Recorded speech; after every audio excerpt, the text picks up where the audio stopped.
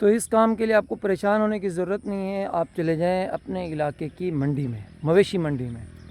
آپ dairy farming کا کام کرنا چاہتے ہیں یا گوٹ فارمنگ کا کام کرنا چاہتے ہیں تو آپ پہلے دیکھیں کہ آپ کے علاقے میں کون سی گوٹ زیادہ سے زیادہ جو ہے وہ بک رہی ہے, ان کو پالن ہو رہا ہے, ان کی جو ہے خرید و فروخت ہو رہی ہے. آپ اپنے علاقے کی نوعیت کو دیکھیں, پھر آپ چلے جائیں اپنے ہی علاقے کی منڈی میں. جب آپ اپنے علاقے کی منڈی میں جائیں, زیادہ نہیں, کروڑوں کے حساب سے نہیں, بس 3 زیادہ سے زیادہ 5 بکریاں آپ نے خریدنی ہیں اور ان کی دیکھ بھال, ان کے کھانے پینے کا انتظام کرنا شروع کر دینا ہے.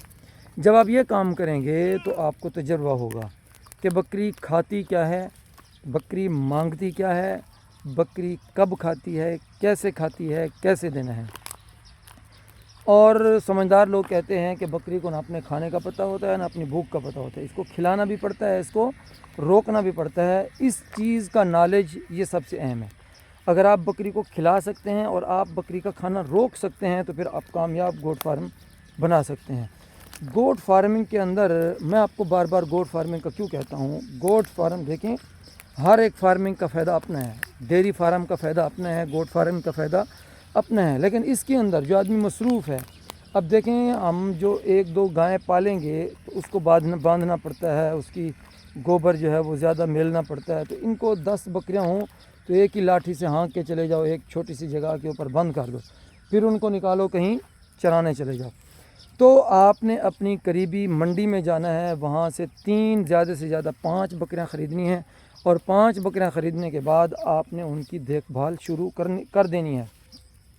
لیکن یاد رکھیں ان 5 بکریوں کے اندر آپ کا بریڈر ہونا ضروری ہے. یعنی اگر آپ کا بریڈر نہیں ہے تو پھر آپ خسارے میں جا سکتے ہیں, کیونکہ بکری جب ہیٹ میں آئے گی تو آپ کو پتہ نہیں چل سکے گا کہ بکری ہیٹ میں ہے یا بکری ہیٹ میں نہیں ہے. تو آپ کو بکری کی ہیٹ بتانے کے لیے بریڈر کا ہونا ضروری ہے. تو اس کے اندر ان 5 بکریوں سے آگے نہ بڑھیں. بکری والے جو ہوتے ہیں وہ شوق بھی دلاتے ہیں, وہ ایسے جذبات کو بھی ابھارتے ہیں کہ آپ اتنی پال لو, یہ کر لو, وہ کر لو, فلاں نسل لے لو, فلاں نسل لے لو. کسی ایک کی بھی بات نہیں ماننی. آپ نے 5 بکریوں کے اوپر 1 سال 12 ماہ تک سٹرگل کرنی ہے. اگر آپ نے سٹرگل نہیں کی تو پھر آپ نقصان میں جا سکتے ہو. دیکھیں بکری کی سردی کی خوراک اور ہے, گرمی کی خوراک اور ہے. بکری سردی کو کچھ اور چاہتی ہے, گرمی کو کچھ اور چاہتی ہے. بکری کا مزاج گرمیوں میں کچھ اور ہوتا ہے, سردیوں میں کچھ اور ہوتا ہے. ان ساری چیزوں کے اوپر سٹرگل کرنے کے لیے آپ کو 5 بکریاں کافی ہیں, ان سے زیادہ نہیں. اور یہاں پہ آپ یہ بھی سمجھیں, آپ جس علاقے میں رہتے ہیں آپ اسی علاقے کی بکری کے اوپر کام کریں.